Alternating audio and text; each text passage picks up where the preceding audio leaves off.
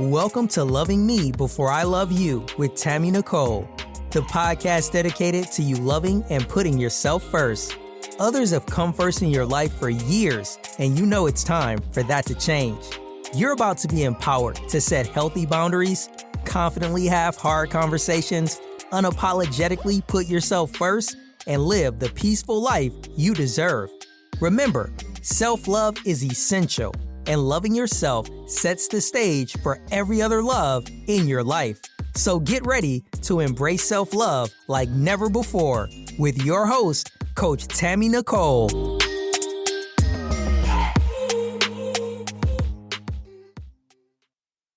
Hey, welcome back. It's another Transformation Tuesday over here at Loving Me Before I Love You. Like none other, we're still talking about childhood trauma, family trauma, things that have happened in our past in our lives that we are trying to recover from, heal from, and move forward. And again, our episode today is basically healing from the wounds of childhood, overcoming family trauma to find peace. And I do have a wonderful guest in the studio with me today. I have Miss Rakesia Smith with us, and she is going to share her journey along the way. And I want y'all to welcome her. She's a newbie. She says it's her very first podcast with it. And so I'm really excited that she decided to join us on her first podcast. Welcome her. Hi, Miss Rakesia. How are you? Hi, thank you so much for having me. I'm very thrilled to be here and to be able to share my experiences with childhood trauma and hoping to encourage other people to get through it and, heal the best way that they can and to be able to find peace from it. So thank you so much for having me. Well, we welcome you with open arms. So childhood trauma is a big, big thing. A lot of times people don't talk about it, but we are out here what I call trauma bonding with relationships. And it's always because of the stuff that we experience as kids, And so yeah. I want to help somebody, and I know you want to help someone who may either not acknowledge their childhood drama.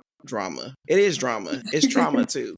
But they may not be acknowledging the stuff that they have gone through to be actual trauma. They just may feel like, oh, it happened as a kid. That's just what was supposed to happen. Or, all kids go through things and things of that nature. Can you share with us like the ways your childhood trauma has impacted your life and shaped you as an adult? Being that I am about to turn 21 in a couple of months, my childhood trauma started with my father being not there in the picture. So I kind of had to grow into that and find, different avenues on how to heal from that. And, my second trauma came from being sexually abused. And that was a little hard to be able to get around, being that I was in high school, and being that it is still fresh. So I'm still trying to navigate through that. But I would, tell somebody that is currently going through that to not put the blame on yourself and to be patient with yourself. And it's impacted me because I'm not in that same mindset I was before, and I've definitely broken out of mindsets and very unhealthy habits that I had in that mindset. And God has helped me come out those mindsets, and I thank Him for that. He gets all the glory, the honor, and the praise for that. That my mindset is one of the things that I'm definitely proud of, and it definitely impacted me because it allowed me to go about the different things in my life currently, so I don't project other stuff onto other people in my newfound relationships, whether it be friendships or whether it be romantic. So I'm definitely doing that right now. Navigating. Yeah. You mentioned it. So a lot of our trauma can be projected on other people if we don't know what it is. Yeah. Right. Like if we are just living life and not acknowledging that the trauma has occurred or that it exists, when we get into relationships with other people, and as you're right, it doesn't have to be romantic. It can be platonic and just friends. You tend to project that trauma onto other people because you don't know no better. You haven't acknowledged or identified what you've gone through to be traumatic. And so we sometimes re-traumatize other people, and it's like toxic behavior because we don't pick up on it. So during your healing journey, and I know that you're still on it, what are some key steps that you took to realize that you even need to take the journey? Let's start there. Well, it did start with me being that it is my own responsibility to heal from that. I had to learn that you have to accept it for what it is, and you cannot hold on to the past, because if you hold on to the past, it's really going to allow you to not be able to be present in the now and show up for your future. And I had to learn that, though you wanted things to be one way, but they weren't, you can't be upset about it. And you can't continue to hold a grudge against yourself and other people. And you have to forgive them. Yeah, that's one of the big things in it for me, I can say. Yeah. When forgiving the other people, did you have to first forgive yourself? I did. I had to forgive myself for, for not being I would say, like, being that they didn't protect me the way I needed to be protected or show up the way I needed them to. I had to forgive them for that. But for myself, um, I wouldn't say I had to. I'm still working on that one. I'm not gonna lie. Yeah, it's a question. So sometimes when people are forgiving other people for stuff that they did, a lot of times they reflect that forgiveness back to themselves for allowing certain things to transpire, be it, Yeah. that they had the choice in the matter or not. But sometimes we feel like we're responsible for certain things, which leads us to having to forgive ourselves in that whatever piece of responsibility that lied. So I was just wondering if you had that experience, like while you were forgiving others, that you find yourself like, you know. Yeah, I had to tell myself that, it wasn't my fault, and, I can't put the blame on myself for other people's actions. Right. And that's a big thing that I struggle with. Even growing up, I always put, other people's actions onto me as if I was the one that had the blame or something. So yeah, I had to really check myself down about that one. Yes. So, you said check yourself down. In my world, I'd have been like, I had to forgive myself for thinking I was responsible. I'm not responsible for that. I can't hold myself responsible for their actions. That's on them. Yeah. And sometimes people don't see it until later. And, when they're in a certain mindset, when they're still in that childish mentality, they're going to act out of that childish mentality. So it's not even up to us. Also with that, we can't be mad at other people for them being in that mentality, and they didn't even, or like they didn't have the knowledge, or they didn't have, you know, that stuff. So we can't be mad at ourselves being that they was in that position. That's true too. People only know what they know, right? Yeah. Yeah. And sometimes people are acting out again from their own childhood trauma. So you were just an innocent bystander, or what they say, a casualty from their own traumas or their own experience or toxic behavior. So I can see that, like, having a sense of grace for them in Yeah, their own toxicity or trauma that they are, like projecting out towards you, which causes the whole situation to be unfavorable. definitely. And I believe everybody deserves forgiveness, whether or not you did something really bad or whether it wasn't that bad. Everyone deserves forgiveness. So that's my take on it. I agree, because you require forgiveness. So everybody should get it. You know what I mean? Like, no one's perfect, Mm, right? You're not going to do it all right the first time, the second time, or the third. We have to learn how to have grace for each other and just be accepting to the point of, I'm going to accept you for who you are. I don't have to accept your bad behavior, but I'm yeah, going to accept you for most who you definitely. are. Most definitely. Um, and don't get it don't get it twisted. Like, you can't just be like, oh, I'm gonna accept everything you do because you said that Yeah, that's a part of you. Yeah, no. yeah, Some stuff is yeah. like, you're Because doing too much. yeah, because there has some type of self-respect in the equation too. Like you got to stand up for yourself, but still give grace to others. Yeah. Yeah, that's what it is. Support systems are important during this Mhm. process. Do It you is. have the support system? How did you develop that support system? Mm, I did not have a support system. I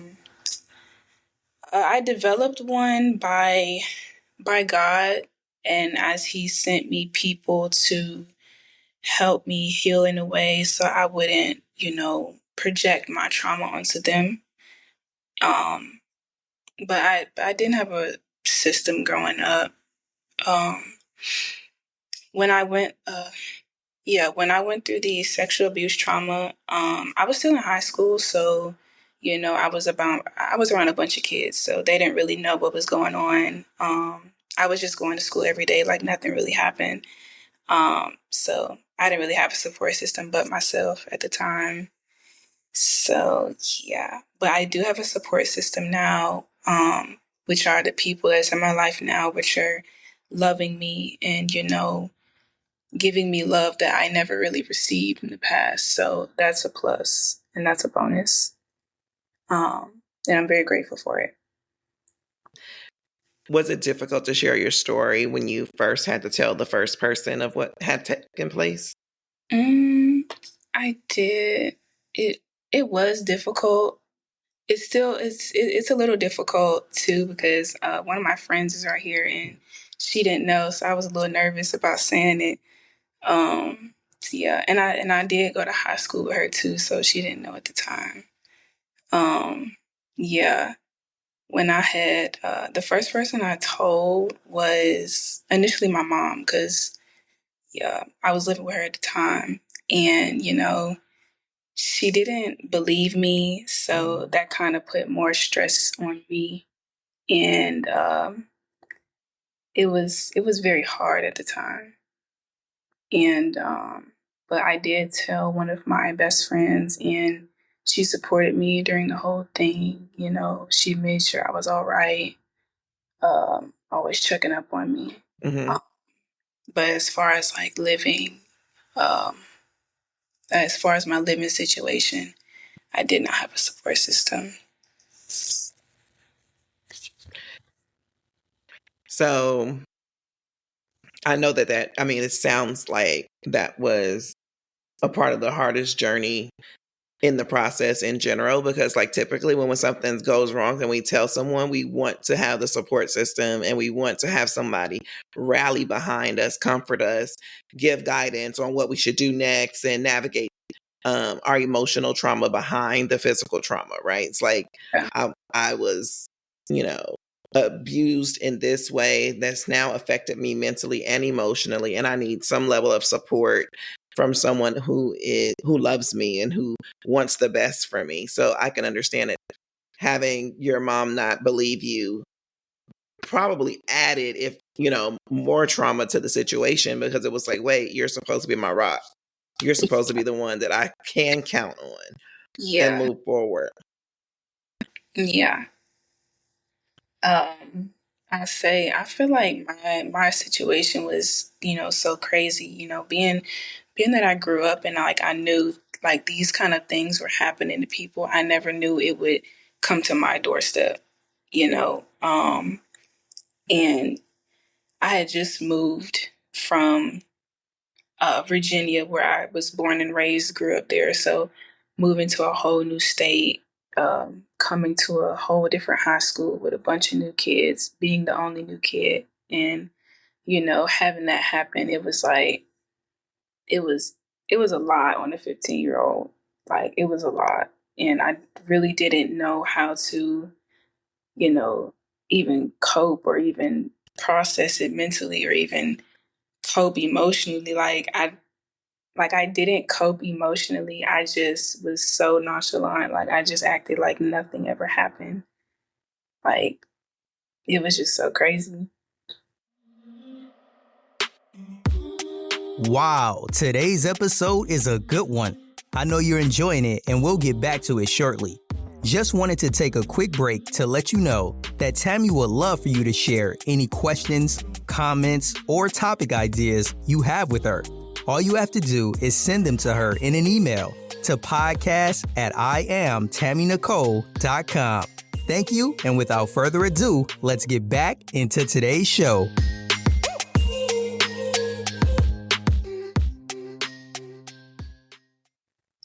Did you seek therapy afterwards, or is that your process now?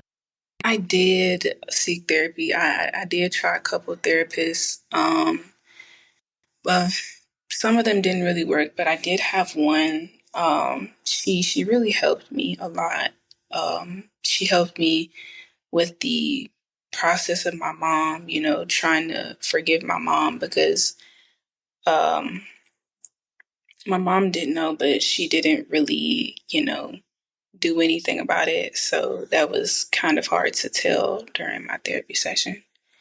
And she, my therapist did help me with trying to cope emotionally because that's what I was really struggling with.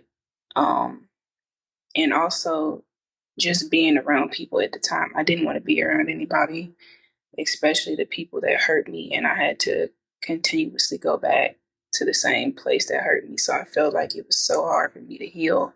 And I was going back to the same thing. So, but now I am in new environments. I started going to church more. My friend has invited me to church, and it's that's given me the opportunity to be able to go outside more and see the world more, and be outside of the spaces where I was down bad, mentally, emotionally, physically. So it's allowing me to explore new things. That's really good. Like sometimes people don't even think about that, that's actually helpful or beneficial to change the environment, change the space to grow. You think about I think about a plant or, a plant, flower, whichever you want to call it. It's not thriving in the environment that it's in, and then you dig it up, put it into some new soil, water it, put it under a different window, or put it, in the Yeah, backyard versus the front yard of the house, and you can see that it grows and thrives differently. It doesn't mean that a person is running away when they yeah, change the space. It just means I need a different space to grow in. yeah, And this capacity that I'm in currently is not conducive to my needs. And mm, so I have to uproot and be placed into some better soil mm, in a better position to grow. yeah, yeah. It's crazy. And I have this tattoo. It says, with pain comes strength, and it has a butterfly to it. And I got it after, everything that happened. And it like just what you said about the like the plants in the soil, Mhm. like butterflies, they That's, evolve and they change, and it's that's like my thing. it's a beautiful thing. It's a beautiful. Absolutely. I have a company in Alabama, and it's called A Journey for Change. And our whole motto is the caterpillar to the butterfly effect. It's like you have to start somewhere, but caterpillars grow and they grow and they, then they shed and then they turn into something beautiful. But when you look at a caterpillar on site, it's not cute, Yeah. right? Nah. It's ugly. I mean, it's got all the bumps and the lumps, and you like, for real, like you move like that, like you moving slow, you Yeah. ain't really looking like nothing. And over time, Yeah. Over time. all the stuff that it's going through in that process of becoming a butterfly, it's like it comes out beautiful and Mhm. it soars and it spreads its wings and it's colorful and it's just like a sight to be seen. And that's what I feel like our lives are in general when we have gone through childhood trauma or trauma in like period. Mhm. Some of us are going through trauma in our adulthood, and when we get out of it and we can heal through it and go to therapy and become a new you, finding out who you are. Like, this whole platform for me has been built on self-love, and which is self-discovery and self-awareness and learning how to do boundaries and forgive ourselves and empower ourselves and taking our own health and making your worth what it is, like Mhm. knowing what it is. And all of that is just to become the best butterfly you're supposed to be. Amen. Amen. I definitely say amen to that. I'm definitely on my journey as well with learning who I am as a person. Because being that at the age of 15, you're just entering high school. I feel like you're supposed to be going to prom and getting a new car or whatever, doing like All the whatever's teenage on high things, school. right? Yeah, but you know what? We're rediscovering who we are now, so that's all that matters. And yeah. A lot of times it can be like difficult to accept the things that, like, as you were saying, like I was supposed to be doing this, that, and the third, but I was kind of robbed of that. I Yeah. wasn't really focused in that space because of this particular event that has happened to me. But even in the negatives, right? Like for me, it's just for me. I can't speak for everybody else, but I'm a firm believer in there's positivity in everything. Mm. And even the things that I don't like, even the things I, was like that was harsh or that was bad or that was negative, that I can always find something positive out of it. And I always say, what is the purpose? What was the purpose of this event happening to me? And how do I move through my trajectory of life in a more positive light? Or what do I get from it to make it a positive experience on the other side? Not the, initial experience being positive, but how do I change it? How do I make it for me? And it's like, you were robbed of that. And do you find purpose in it in your journey now? Like, what did it teach you? Did it teach you how to be more alert and aware? Did it teach you how to interact with people in a different way? Like, what did it teach you? Mm. So it definitely did teach me about, wow, you know, not seeing not seeing people through the lens of your past, and not seeing lens in the people of your pain. Mm, Um, because initially when that did happen, it made me hate men, not gonna lie. So whenever I was like approached by a man, or whenever I was, like a man would try to talk to me like on a genuine level, I would never give him the chance to be able to show himself truly, because like I was literally afraid of men. mm-hmm, So God had to, you know, be patient with me on that aspect, and you know, see people for the genuineness that they have, and not see them out of my pain. mm-hmm. And yeah, that's one of it. That's one of them. Okay. Mm. I think we don't always take the time to see how something positive can come out of our negatives. But again, just like a caterpillar that turns into a butterfly, to me, that process, most of it is happening internal versus on the external side. It's the external that come out of, you be like, oh wait, where she come from? And Yeah. That reminds me. I had a conversation with my mom the other day, and even with a dude I was talking to, he was like, he had noticed that I was at war within myself, and even my mom noticed that too. And I was like, y'all are definitely right. Because even when I was going through my trauma, I didn't see no no good thing coming out of it. But, that's when I have found God in the midst of it. And, he had opened my eyes to knowing that there is always good, even in the midst of trials. Mhm. Um, but, um, God doesn't always bring trials our way because sometimes it can be the enemy. And for so long, I thought it was God putting that in my pathway to help me see something or, you know, to help me see that He was, calling me into His kingdom or whatever. Mhm. And, but, He had revealed to me that it was the enemy because through that whole time period, I was possessing qualities that only the devil could bring out. So, he had to open my eyes and allow me to see that. Um, and even, through that, I'm on this podcast today, which is a good thing. So I can be able to encourage and help people. Because if I would have never went through that, I would never be where I am today. I would never learn the things that I've learned, grow through the things that I needed to grow through. Um, and yeah, so I'm grateful for it because I changed, I changed, and it helped me and shaped me and molded me into the woman I'm supposed to be. Yeah. I always say our life is not our own. Everything that we go through is for somebody else.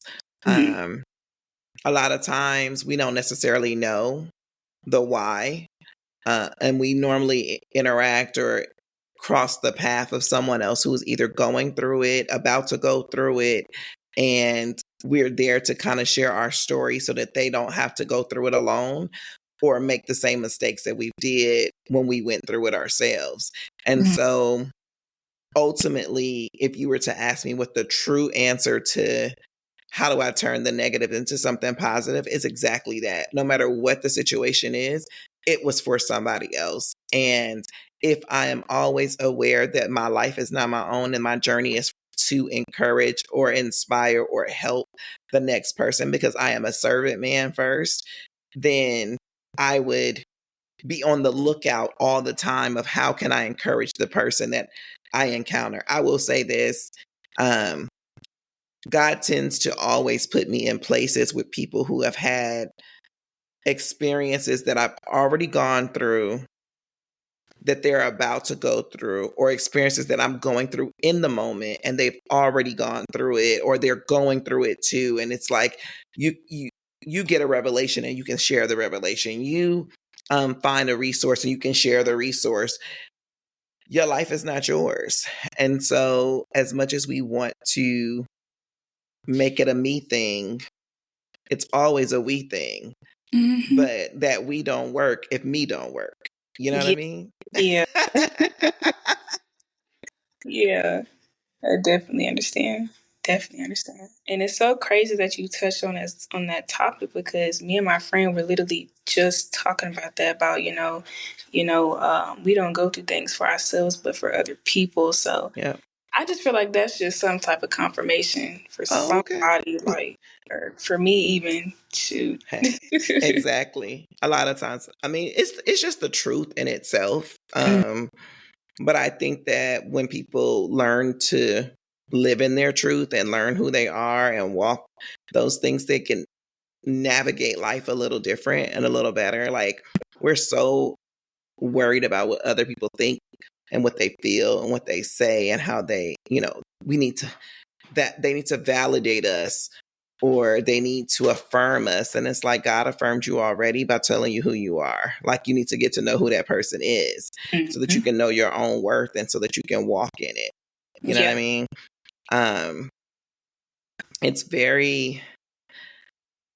very humbling when you can say, I'm here to serve because I know who I am, versus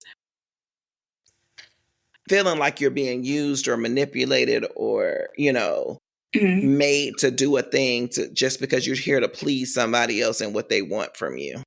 Yeah. Yeah. I understand that. Makes sense? Mm-hmm. Awesome. So if you were able to encourage a young woman to heal from her childhood trauma, recognize her childhood trauma, like, acknowledge that it exists and heal from it in order to have, more successful relationships with people. It doesn't have to just be romantic and just be anyway. Your homegirl, a romantic relationship. What would you tell them? Like, how would you tell them to navigate that field? Well, like you said, firstly, the first thing to do is acknowledge that it exists. And not acknowledge that you need to heal, and that is your responsibility. You cannot put that responsibility on anybody else but you. Mm-hmm.